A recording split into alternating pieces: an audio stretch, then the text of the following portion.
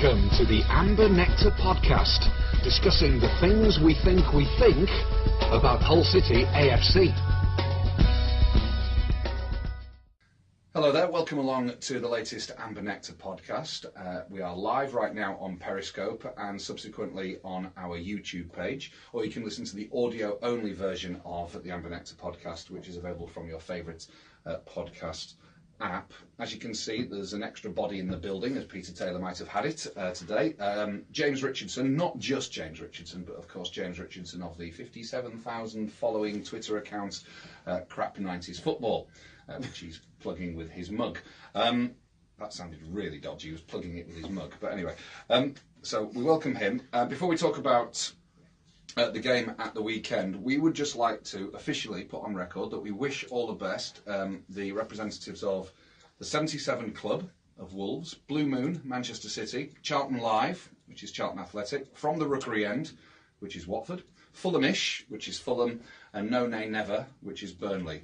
Those 6 podcasts have been nominated this year for the Football Supporters Federation Club Podcast of the Year, and may the best podcast win. I think it's fair to say we're slightly disappointed not to be given the opportunity to defend our crown. However, nonetheless, it was a brilliant experience for us last year to win it. And we should totally do what Leeds United did when they couldn't, defend not winning the European Cup. They claimed that they were champions of Europe anyway. So why don't we just claim we are podcast champions of Europe and we are forevermore? I mean, nobody's coming to take that away unless. No. Well, maybe they are. Maybe I should get a better burger or something. That's what I mean. Well, Les is talking there, for those of you just in audio form, about the FSF trophy that we have on display for our visual viewers. Visual viewers, that's a contradiction in terms, but you know what I mean, people who are watching this podcast as well as listening to it. So we'll keep the trophy, but we won't be keeping the title, unfortunately, of Podcast of the Year, Club Podcast of the Year. But we wish those 6 representatives of those 6, no doubt, excellent podcasts the very best of luck. A couple of them we beat last year, so maybe it's one of their turns. Who knows? Anyway, beat us at drinking, aren't we? Well, certainly not. We acquitted ourselves quite well. Yeah, I think you two certainly acquitted yourself well at drinking last year. So, a genuinely impressive win on Saturday, JR, for all sorts of reasons. Absolutely, yeah. It's obviously following up the first win in, well, feels like since God was a boy on against Bolton, but we beat a top half side and weren't really under any trouble at all throughout. It was a very good team performance with some notable sparkling individual displays.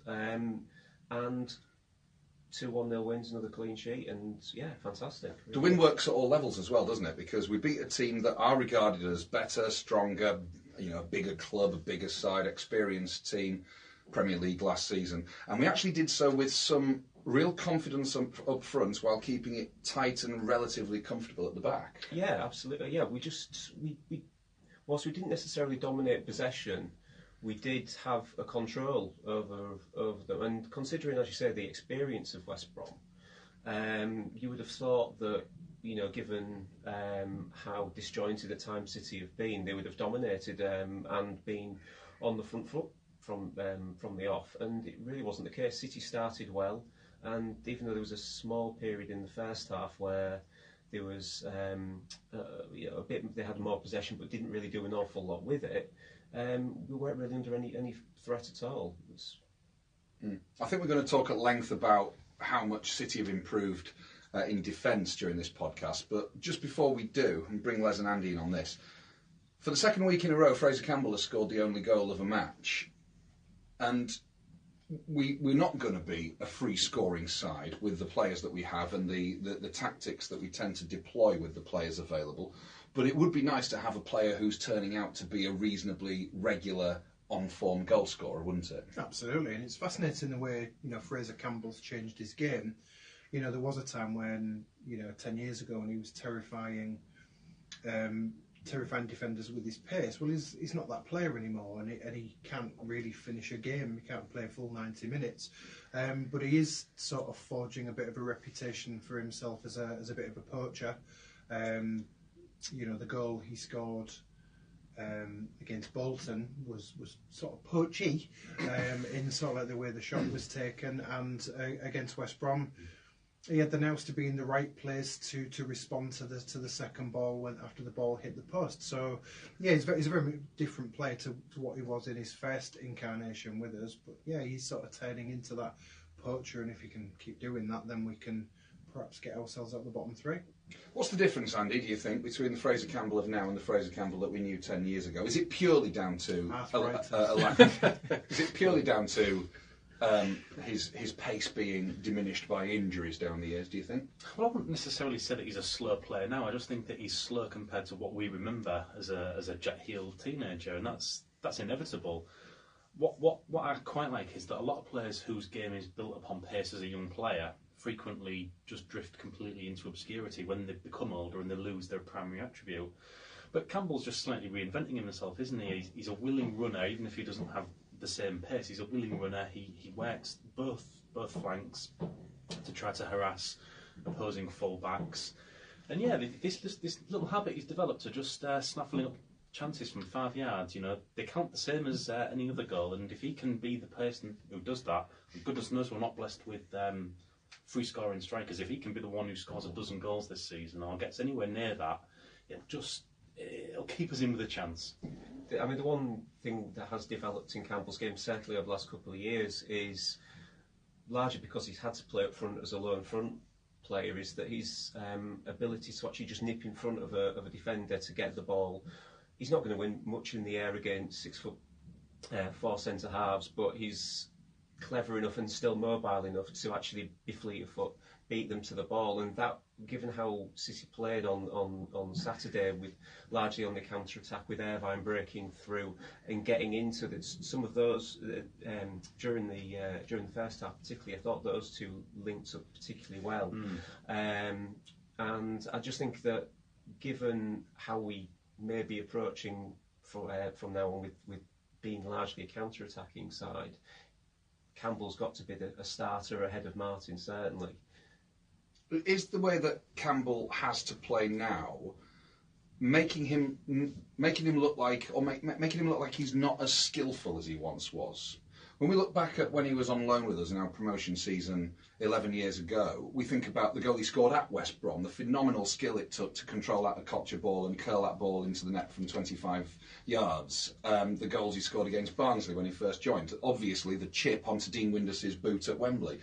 Is he getting that opportunity to look like that sort of player again, or has his game been forced to change as an individual because of the type of team he currently plays in? He's not getting a lot of support, is he? He is having to play on his own a lot up front. So it could be just owing to the circumstances that we're in. We're not often going to commit 2 forwards to a game, so he's going to have to play in that kind of way, because if he doesn't, then he's not worth his place in the team. But as he is at the moment, this is probably the best run of form he's been in since he came back. Okay, so City won 1-0 with a goal from Fraser Campbell. Still second bottom, actually, but only on goal difference. It's very, apart from Ipswich, you look a bit adrift. It's very tight at the bottom of the table, just as it is actually at the top of the table. We'll look at the table in a bit more detail later. The improvement, though, the big improvement, Les, has obviously been in the defence.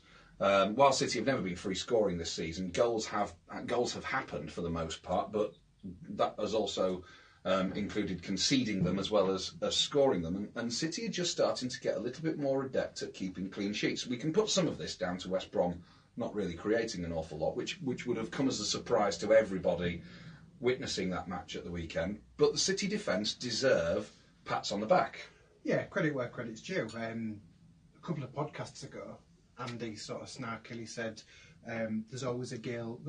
There's always a goal against. There's always a goal against in City." And at that point, he didn't say it like that. No, he didn't. He didn't. He said it coherently, and I apparently cannot. But it was correct at the time, and now it's not. So I thought it was really noticeable that Marshall didn't really have a save to make, and this is somebody who has been our best player, as we've said several times, simply because of the amount of practice he's got. He's having shots rain down on him, but he really had a fairly leisurely afternoon. And what I thought was really interesting was sort of City seemed to defend in packs. It was as if they sort of swarmed the West Brom player on the ball to sort of snuff it out, and I thought that was noticeably a different approach to the way we've been running it, where sort of one player would make a dreadful mistake and the other players would just turn around and put their head in the hands.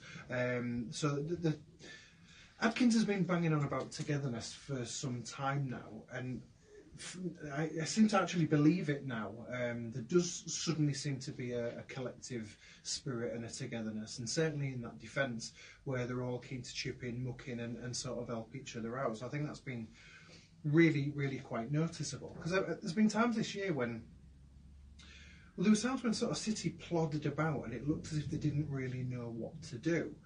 In contrast, City on Saturday looked patient, I thought, as if they were biding the time to do what they need to do. You do what the opposition gives you. And West Brom gave us quite a few opportunities. So there seems to be just a completely different ethos, and rather than sort of rolling my eyes when Adkins talk about cohesion and togetherness, you're actually starting to see it as if we've put some time in on the training ground, getting the defenders to sort of know each other, to know each other's habits, and to sort of work in tandem. And that was very evident on Saturday, and it's giving us a chance of potentially staying up. I do think Elphick has made a huge difference in that front, though. I think not only from a perspective of just the experience, but I think and the calming presence in there, not only for Marshall behind him, but also for the midfielders in front of him. That, I mean, you've got a young player in Batty that knows that there's going to be a safe, just a solid centre half there. Both Beck and Device have kind of come in as young players, not a lot of experience, and they've got a guy there that will just calm them down. I mean, Device has, I think, over the last couple of games, kicked on massively. And later on in the game, obviously, Mackenzie coming on as a sub as well. And I just think, I know there was talk in the week of Villa can recall him in January. I mean, if the takeover does go through and there are any funds available, he'd be an absolute first thing I'd do is if there was any money available. I think it's fantastic. With a good back four, even if the personnel does occasionally change, Andy, there has to be a screen in front of them, and often the back four is helped by the ball not getting as far as them because of players like Batty and Henriksen as well, who, for all the stick he gets, does seem to... He doesn't hide, does he? He's there in every single game, and he's doing that tidy job. He's starting to remind me of James Harper, in the way that he used to screen. He only was with us for a season, of course, James Harper, but he screened our back four for what it was very well as a central midfielder, a deep-lying central midfielder, and got an enormous amount of stick because people used to ask the "but what does he do?" question. Now, Henriksen has made a lot more mistakes than Harper, but at the same time, Henriksen does seem to be starting to lead in a way that you would expect a man wearing the armband would. And Henriksen tucks his shirt in. I knew there was going to be some sartorial point from you. Back to the salient point, Andrew. Yeah. I still don't... You're not convinced by Henriksen, basically? No, I'm not a fan of Henriksen, not really. I do see that there's being an improvement.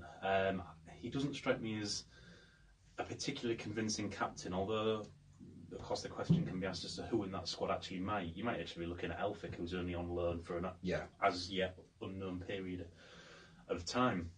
One thing I did notice about the midfield more generally on Saturday is how many times we reacted to a loose ball more quickly than West Brom.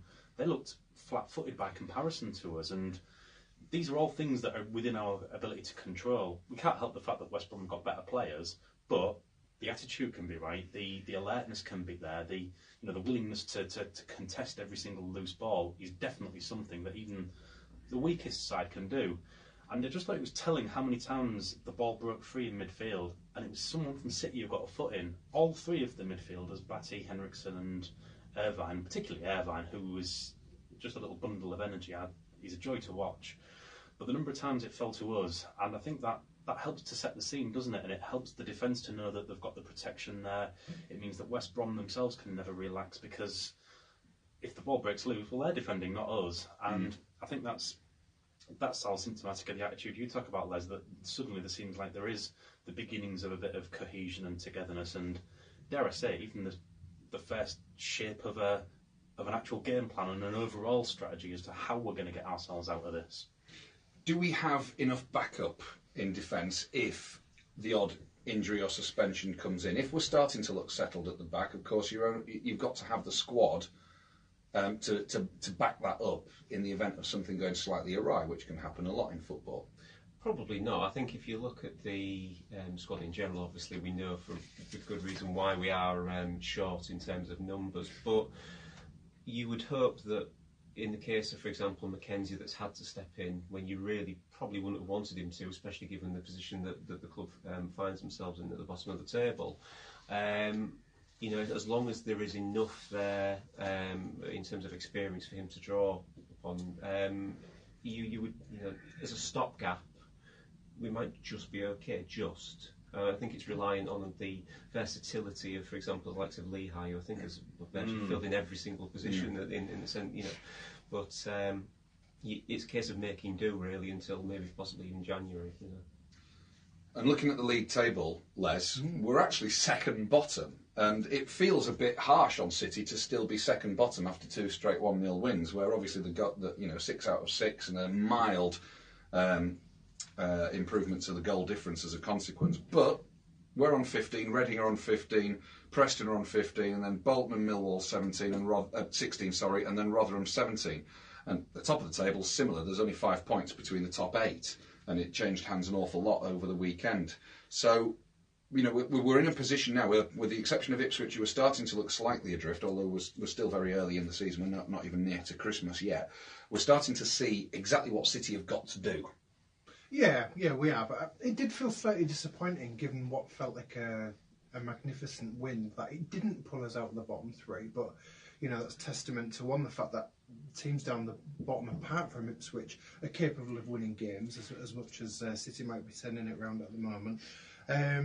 But also it's testament to the sort of sluggish start we had at the start of the season. But I tend to really not look beyond the next game. And what if a team above you loses and City win? What can you achieve then? Well, that put us on 18 points, which would put us in 18th place, which, compared to where we've been, that feels like we'd get the bends if we go that high. Once again, our hope has been quite dangerously recharged, and it's something that we could potentially do. Obviously, the next game's a tricky one, but then again, you'd have said that against West Brom.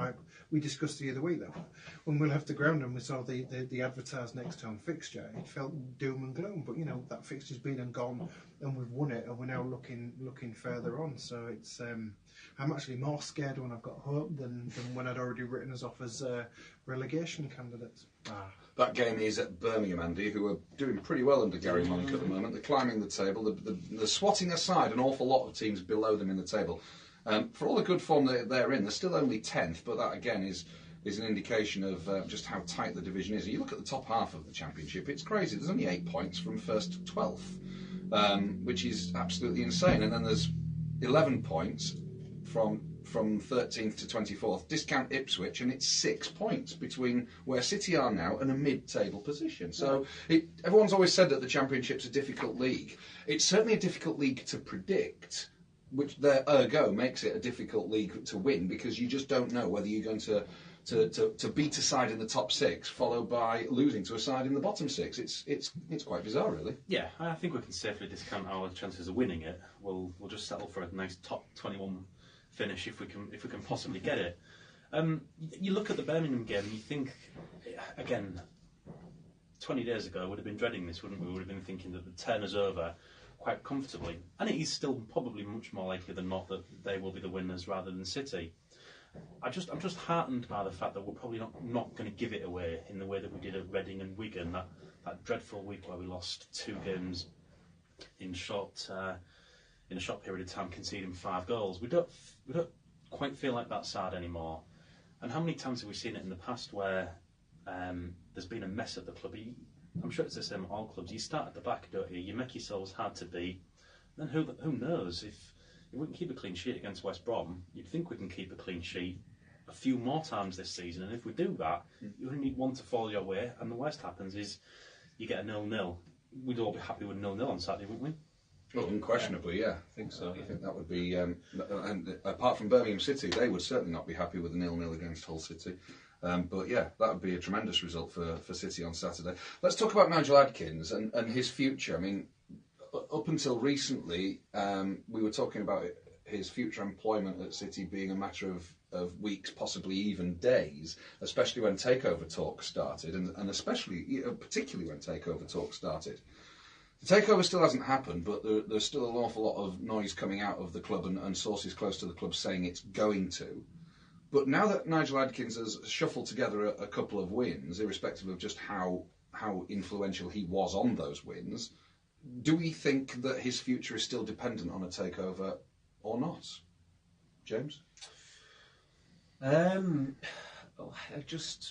If the club's taken over tomorrow, has he bought some time, or is he still I think out? so, yeah, I think so. I mean, the fact is, whoever comes in isn't going to do anything with the squad for 2 months.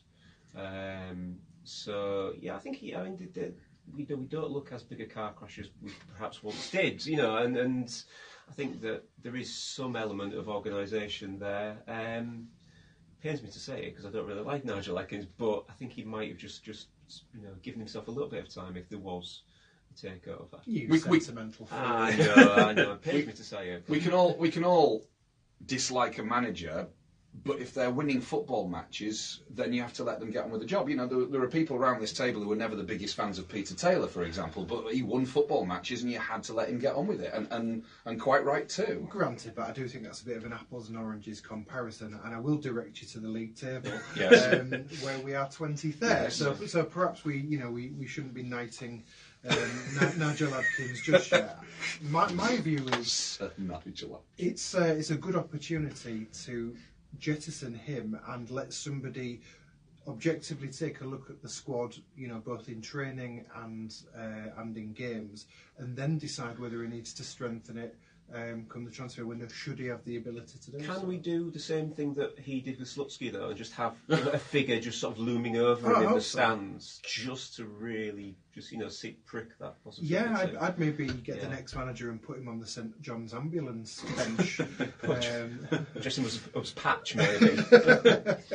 Yeah, and maybe just sort of whisper unnerving things like, it's not really any togetherness. If the takeover doesn't go the through... togetherness is down to Nando's trips.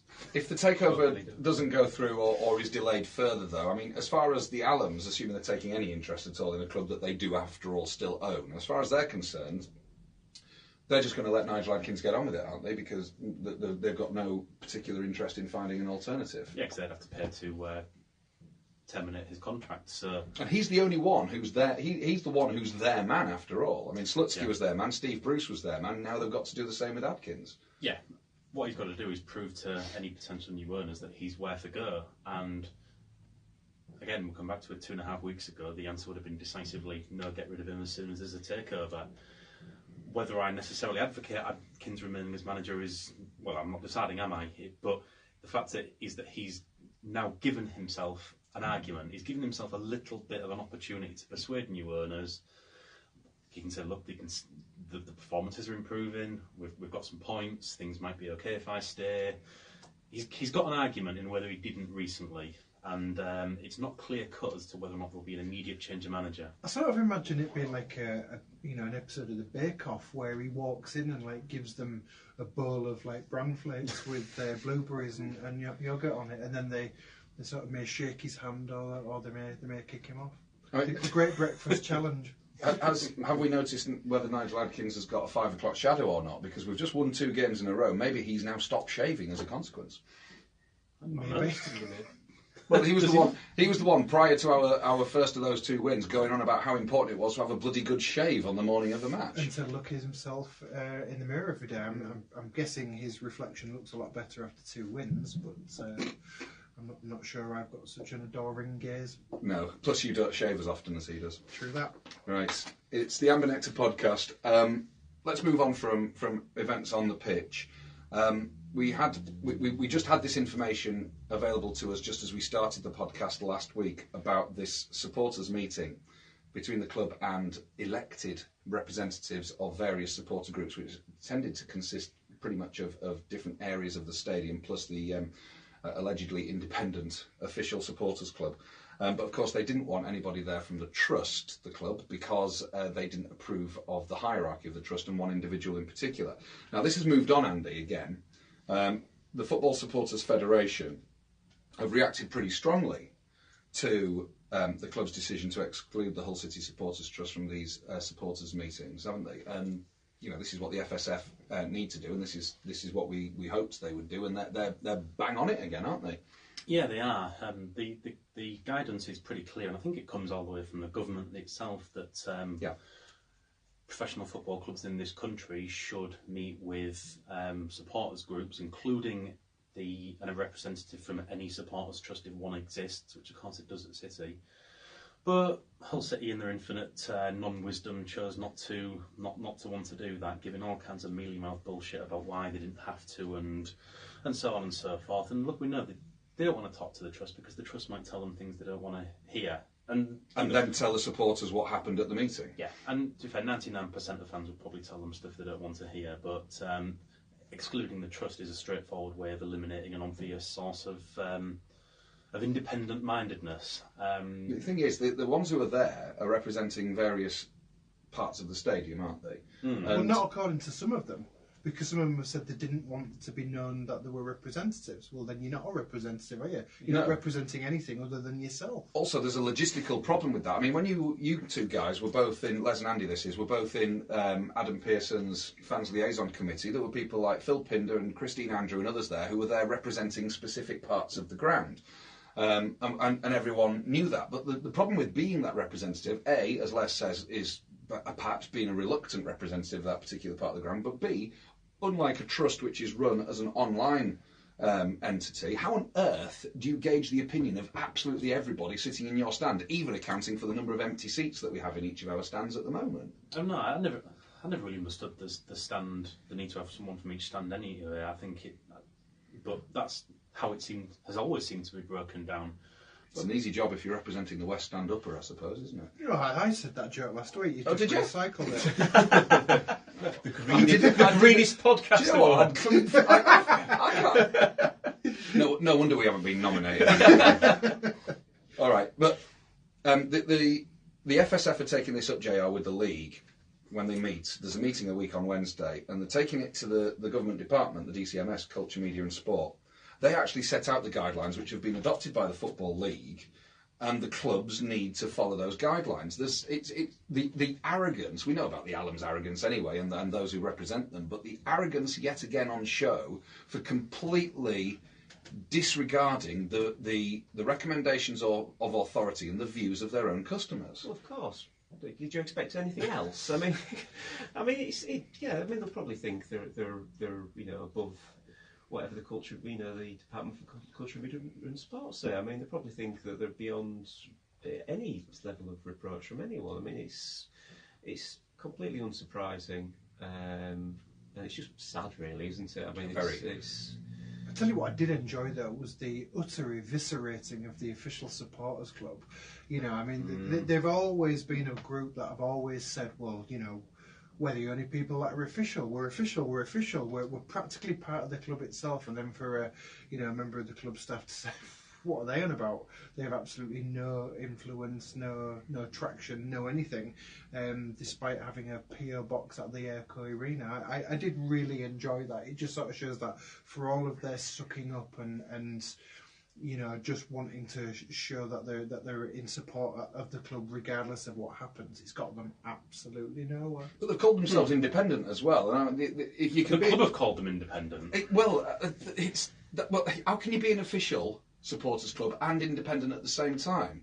Well, you can't. Someone doesn't know what they're talking about. It's either someone at the club or it's the official supporters club. It could easily be both, of course, given the personalities involved. Yeah, it could. The official supporters club have always done my head in. They seem to exist to represent the views of the club to the fans rather than the fans to the club, and it's that fundamental reversal of how it should go that's always irritated me. But they are what they are, and I'm sure every club has got an official supporters club that doesn't challenge the club in any way. The fact that we've got a supporters trust, and a very, very good one, and the club want to shut them out, is the most irritating thing that's emerged from last week's debacle. Well, you get to shake hands with Stephen Kingsley at the end of the season, so it's not all bad. Not all bad, is it? I wonder, this is a decent. Bernard Noble must be turning in the gravy, isn't it? In Torquay. Mm. The DCMS are involved in this, of course. I wonder whether this is the real reason why Tracy Crouch resigned last week, and all that stuff about gambling was just a smokescreen. Oh, yeah, I'd absolutely love it if Tracy Crouch got up in Parliament and used parliamentary privilege to go all... to go all Peter Hain on the Allens. Yeah. Well, just quickly, you were ennobled, Matt. Okay. Lord Rudd of the 80s or something like that. And then we can, I'm already that. Okay. Just before we move on to the game from 10 years ago that we're going to talk about, I want to ask you a question that's not City related, but I'm just fascinated by your views. Are you in favour or not of the 120th international cap for Wayne Rooney and the circumstances in which it has come about? Andy? No, it's a circus. Stupid. JR? Not fussed either way, really. Sorry, sitting on the fence, but I don't really care. Irrespective of whether you care about the England team or not, which is it's easier to care for now than it was 6 months ago. I think Andy's sex is the right word, but Les? Feels like it's been done for marketing reasons rather than any recognition of Wayne Rooney's current form. I'm not one of these people that loves to slag off the MLS like some people. I say no, it's pub league and my grandma could score as many goals. I don't think that's a fair thing to aim at that league, but it's also hard to gauge whether he deserves an England call-up based on his form. It just seems to me it's done for sentimental reasons and it's done to market a friendly game, which now that we've got the Nations League would have been otherwise quite unappetising. Feels a little bit distasteful, but there's a certain mawkishness has crept into this game, and it just feels a part of that really.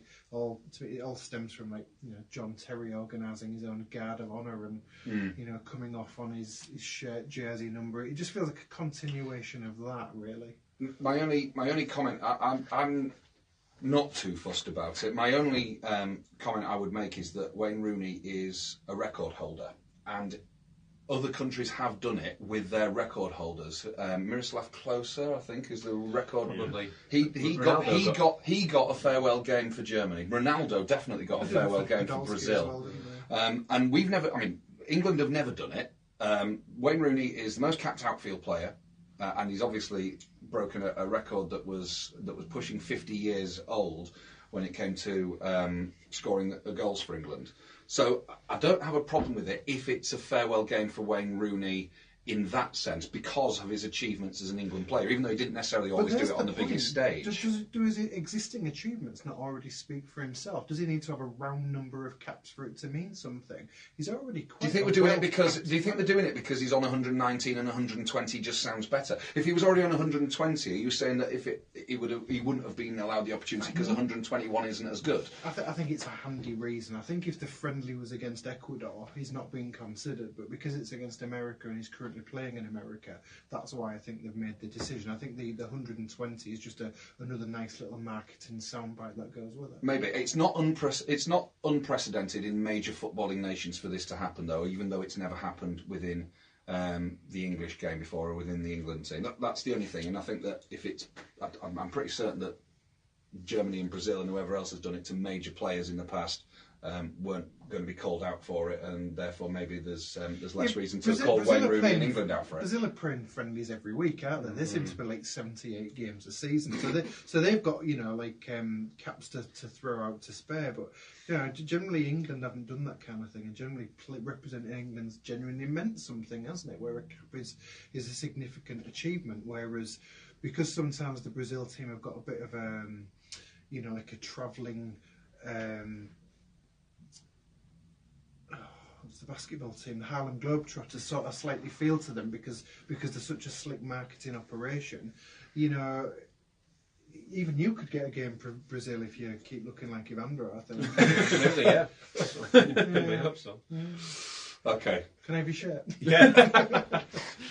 Les asking for people's kit. Les is wearing Nigel Pearson's tracksuit bottoms while we're doing this podcast, Yes, incidentally.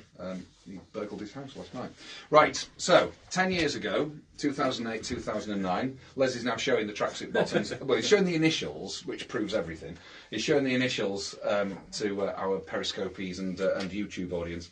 10 years ago, we'd just lost to Chelsea 3-0. We'd just lost at Old Trafford 4-3, and yet somehow we were in a good place, obviously, because it had been a ridiculously exciting, headline-generating start to Hull City's first ever Premier League season.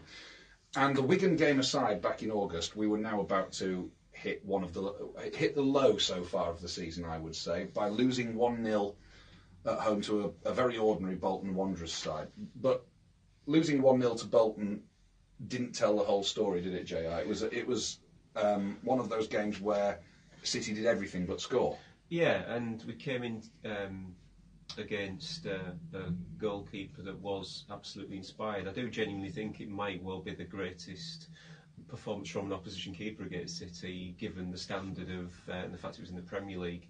Jååskelåinen, easy for me to say, Jååskelåinen was absolutely phenomenal. He incredible, unconventional at times, but he just stopped the ball going in. It was a Tomaszewski sort of night, wasn't it? Where he was stopping it with his backside, with his head, with everything that there was available. Yeah, and he seemed to be increasingly him versus Giovanni, and given that Bolton had scored a pretty scrappy, toe-prodded goal from a corner, it just felt unjust, and it felt harsh in one way, but when a player, as Spurs found with Myhill the following season, you just got to kind of shrug your shoulders and say, well, it just happens sometimes. I think you're absolutely right when you say it was Giovanni against Jussi Jååskelåinen. There's a press association photograph of Jååskelåinen palming the ball away on the line, and there's Giovanni on the floor, and he's got an expression on his face where he's part aghast and part disbelieving. And the only time I've ever seen that expression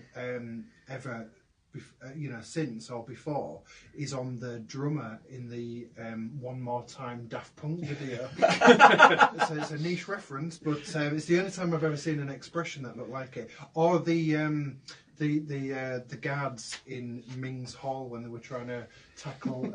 Anyway, that's more reflective of the audience, I would say. Yeah, quite possibly. Yeah, but I mean, Giovanni struck an impressive direct free kick, curled perfectly around the ball, and Jååskelåinen got a diving one-handed down and say to it. It was the Jussi Jååskelåinen show, wasn't it? It was the most one-sided Premier League performance where City were the ones on top that I think we've seen. We've seen plenty of games where the other side are, it's sort of one-sided for them, but it was sort of like a mixture of slightly sloppy striking on our part, but just utterly world-class goalkeeping. And I remember coming away from that game not angry, just coming away thinking, well, okay. How do you complain against that? When you've just seen a keeper pull off that kind of performance. And I think you're absolutely right. It's the kind of frustration Tottenham fans must have felt that they couldn't penetrate Bo Myhill's goal. God, you made that bit clear at the end there. I think JR's right though that I can't think of a better opposition goalkeeping performance against City in the time I've been going to matches. I would also say that I very much doubt that Jussi Jååskelåinen never played better in his 500 games for Bolton. I mean, he was at Bolton a very, very long time. He was already a legend at the club, having been there going back to the Sam Allardyce days, and of course Phil Brown as assistant, and he carried on there for a good few years afterwards, and I'm pretty certain he wouldn't have played a better game for Bolton Wanderers. Can I just throw in a trivia question at this point? It's not related to this particular game, but he did actually concede against City beforehand. And do you know the scorers? Oof. Was he on loan somewhere? No, he was still at Bolton. So he was playing for Bolton against City? Yeah, in the League Cup. Was this the tennis ball game? It might have been. Was it the second leg of the tennis ball? He played in both legs. Did you really? Yeah. We've got Century of City there. Feel free, somebody look it up. The only goalkeeper I was paying attention to was Steve Wilson, because he was in when we were trying to hit with the tennis ball. Would you like to tell us, JR? It was David Brown and Gregory Ock. Wow. Gregory Ock succeeded where Giovanni failed. Yeah. There's a sentence that we're never going to hear ever again. Well, must have been like a queue for a pie stall, similarly beaten. So yeah, fair enough. the goal that they scored was 5 minutes into the second half, and I think it was a corner, some sort of set piece anyway, that was sort of headed or punched out. And Matthew Taylor kind of scuffed it with the outside of his left foot, and it took like 25 minutes to go into the net, and just seemed to go through every pair of legs, both white socked and black socked, that were in the penalty area, and completely unsighted Bose Meyer. It was the slowest shot between leaving foot and crossing goal line that I think I'd ever seen. But it ultimately proved to be the only goal of the game. Was it Michael Dawson at Sheff Wednesday? Kind of. It was slower than that. Yeah. It was really. I know what you mean, but I think slower than that. And but before that, throughout the first half, and certainly afterwards, when City then suddenly had a game to chase, it was all about what City could do. I think was Gary Megson in charge of Bolton at the time, yeah. so they weren't exactly going to play sort of rip-roaring, creative, cultured football, especially after they went a goal up in the most sort of Gary Megson style possible. Well, it wasn't even. I mean, given that around that time, obviously Bolton had been pretty well established in the Premier League for quite some time. So it was actually, if you look at their side, quite a poor Bolton team as well. I mean, they went long for the Premier League at that point. There's no Eurojok. There's no Fernando Hierro there, is there? I mean, when you've got, I think their sort of star man was Elmander, I think, and he was pretty abject by and large. They had Gary Cahill in defence, but it wasn't true, the same Gary Cahill. I mean, he had another 2 or 3 years, I think, at Bolton before Chelsea. He wasn't at Bolton long when that game was on, since leaving Aston Villa, who I think it's still inexplicable that they never saw in him what Chelsea eventually did see in him, and of course he's still there. But yeah, you're right. It's not the most sort of inspiring Bolton side. Having said that, it was good enough to hold on, mainly through the goalkeeper, and I think it was notable that when the final whistle did go, every single Bolton player just went straight to Jååskelåinen. Yeah, it rather says it all, doesn't it? There was no swarming around Taylor to fit him as the hero of the hour. It was all about Jååskelåinen, and it just happens, doesn't it? I think you've just got to be grown up and accept that from time to time this kind of freakish performance is going to be delivered against you. And I mean, it was Ace being a Bolton fan that day, watching. I wonder if they call it the Jussi Jååskelåinen show in the way that we always refer to Mile at Tottenham or Copter at Wolves, for example, of the all-time stellar performances. They better do, because if we're sat here talking about Jååskelåinen, they bloody well better have some place in the mental Hall of Fame for it. Well, I mean, I think he's something like their third. The third on the list of the most appearances for Bolton Wanderers. His status, his legacy at the club is secure, and performances like that will be the sort that Bolton fans who go home and away and have done throughout that period will always reach for when they talk about Jååskelåinen playing for Bolton. I mean, Mental Hall of Fame sounds like a discussion of City fans in the 90s. I can tell it's a discussion you're itching to have. But no. City's team was as strong as I think it could have been. I mean, we had a settled back four with McShane now playing instead of Ricketts. Ricketts was on the bench, obviously ended up at Bolton in the summer. Turner and Zayati in the middle, Dawson at left back, midfield of Marnie, Boateng and Ashby, with Giovanni doing the free roll stuff around Kuzan and King up front. We had a very attacking bench. Ricketts came on for Dawson. Dawson had been booked, but I can only assume that there was an injury there because by that stage City were a goal down. So there had to be a defensive shuffle there, although Ricketts obviously would have just gone straight into the role that he played for Wales. Barmby was on the bench, Hal Mosey was on the bench, Garcia was on the bench, and none of them got on. And in the end, Phil Brown, he'd already brought on Bernard Mendy in place of Daniel Kuzan, and then he shoved on Caleb Folan. That was going to work, wasn't it? He shoved on Caleb Folan instead of George Boateng with just under 20 minutes to go. I can't remember what the circumstances were for those substitutions, but if I've got an attacking bench that includes Barmby, Halmosey, Mendy, Folan and Garcia, the fifth out of those five is Folan, surely. True. Phil Brown might have calculated that City were miles on top, so they didn't need more attacking options. But I mean, taken off Kuzan and brought on Mendy, which isn't a like for like, he then goes back to two strikers by putting Folan on. So he was doing what Steve Bruce would do later on, just finding your strikers and just shoving on as many as possible. Probably. I mean, I think that the idea maybe of Mendy was to get greater delivery and crosses, etc. But yeah, I mean, I like the idea actually of him coming on straight and playing up front. Really, I just like the idea of him Bernard Mendying around. When we talk about City 10 years ago next week on the podcast, it will include a bit of club history.